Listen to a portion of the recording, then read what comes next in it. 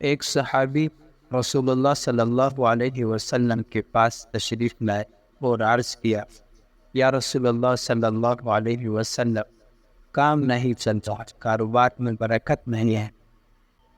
رسول اللہ صلی اللہ علیہ وسلم نے فرمایا، جب بھی اپنے کام پر جاؤ تو سب سے پہلے الصلاۃ والسلام علی رسول اللہ صلی اللہ علیہ وسلم اور اس کے بعد سورۃ الاخلاص، بسم اللہ الرحمن الرحیم، قل هو اللہ احد اللہ الصمد لم یلد ولم یولد ولم یکن له کفوا احد، یہ پڑھ لینا ہے۔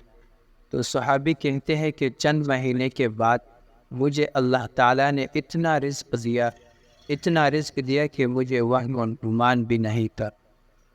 تو میرے بھائیو، یہ سورۃ الاخلاص اور آپ صلی اللہ علیہ وسلم پر درود و سلام کی برکت سے ہے۔